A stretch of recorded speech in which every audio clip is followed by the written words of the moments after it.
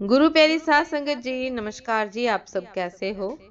आशा करती हूँ बाबा जी के श्री चरणों में अरदास करती हूँ कि मालिक की कृपा से, निरंकार दातार की मेहरबानी से आप सब बहुत खुश होंगे, मौज बहार में होंगे और अवश्य ही भजन सिमरन में होंगे। साध संगत जी, मैं हाजिर हूँ आज आप सभी से एक बहुत ही खूबसूरत साखी साझा करने के लिए। उम्मीद करती हूँ ये साखी आप सभी को बहुत पसंद आएगी। तो साथ संगत जी, चलिए आइए समय ना गवाते हुए साखी को आप सभी से साझा करते हैं जी।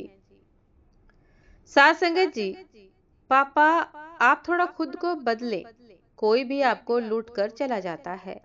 बेटे ने एक ग्राहक का सामान पैक किया।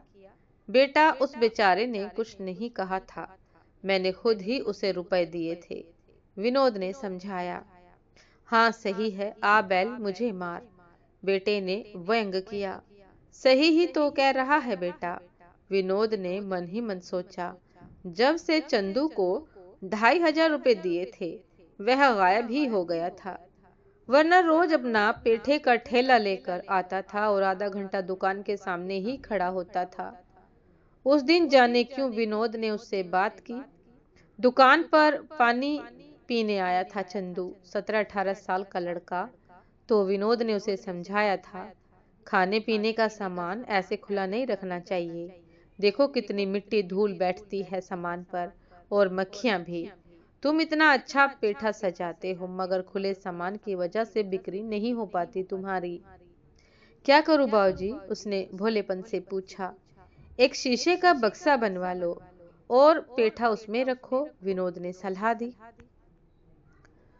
साथ संगत जी, उसने कहा कि बड़ी मुश्किल से गुजारा हो रहा है बाबूजी। 4 महीने पहले बापू गुजर गए, पैसे हैं नहीं मेरे पास, वह मासूमियत से बोला। बस भावुक हो गया विनोद। जेब में 2,500 रुपए थे, निकाल कर पकड़ा दिए। रुपए लेते हुए चंदू की आंखों में आंसू थे। वो दिन और आज का दिन दिखा ही नहीं चंदू। आज उसके बेटे ने भी सुना दिया, आ बैल मुझको मार। लेकिन विनोद को बस कहावत याद थी, नेकी कर दरिया में डाल। बस उसके दिमाग में आते ही मुस्कुरा उठा। बता क्या क्या सामान लाना है, मैं ले आता हूँ। विनोद ने खुरदरा बाजार जाना था। तभी चंदू अंदर आया और उसके पैर छूने लगा। विनोद हैरान रह गया। बड़ी लंबी उम्र है तेरी चंदू, अभी तुझे ही याद कर रहे थे हम। विनोद ने बेटे की तरफ देखा, जो आश्चर्य से चंदू को पापा के पैर छूते देख रहा था। मुझे पता है आपको लग रहा होगा कि मैं आपके पैसे लेकर भाग गया, लेकिन ऐसा नहीं है। आइए देखिए। वह बड़े ही स्नेह से विनोद का हाथ पकड़कर दुकान से बाहर ले आया।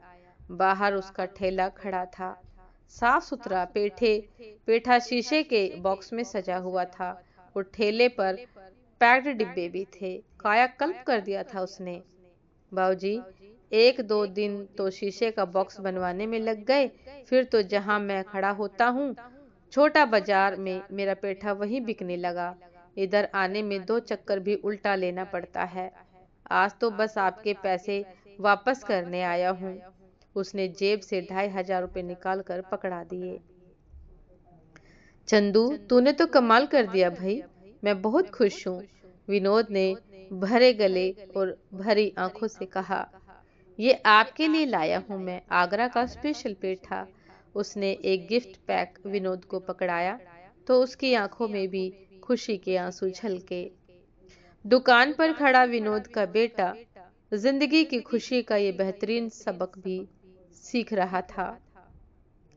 साथ संगत जी, ये थी आज की एक बहुत ही खूबसूरत साखी। उम्मीद करती हूँ ये साखी आप सभी को बहुत पसंद आई होगी। यदि पसंद आई हो साथ संगत जी, तो लाइक कमेंट शेयर करना ना भूलिएगा। चैनल पर जो भी नए हैं कृपा करके सब्सक्राइब कर लीजिएगा, ताकि चैनल पर मिलने वाली सभी शब्द साखियों के अपडेट आप सभी को समय पर मिलती रहे। साथ संगत जी, आप हमें इंस्टाग्राम पर भी फॉलो कर सकते हैं। इंस्टाग्राम का लिंक डिस्क्रिप्शन बॉक्स में दिया गया है। तो साथ संगत जी, दासी को भी आज्ञा दीजिए।